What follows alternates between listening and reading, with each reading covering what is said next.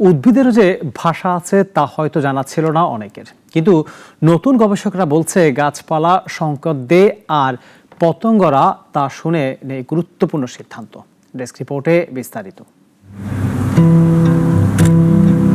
উদ্ভিদের ভাষা বোঝে পতঙ্গ।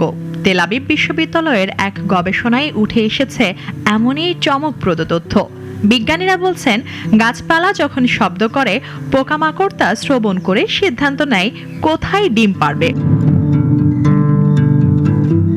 এলাইফ জার্নালে প্রকাশিত গবেষণায় দেখা গেছে, ডিহাইড্রেটেড বা পানি শূন্য টমেটো গাছ থেকে নির্গত অতিশনক সংকেত শনাক্ত করে স্ত্রী পতঙ্গ।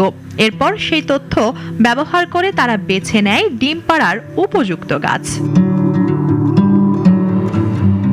অধ্যাপক ইয়োসি ইয়োভেল এবং লিলাজ হাদানির তত্ত্বাবধানে গবেষণা পরিচালনা করেন রিয়া সেল্টজার এবং গাইজের এশেল।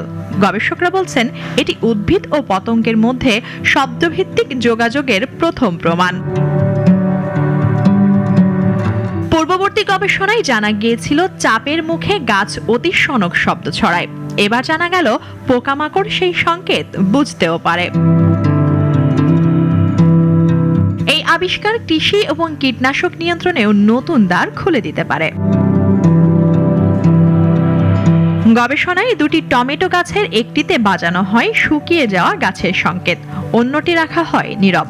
দেখা যায় স্ত্রী পতঙ্গগুলো নীরব গাছকে বেশি পছন্দ করে ডিম পাড়ার জন্য।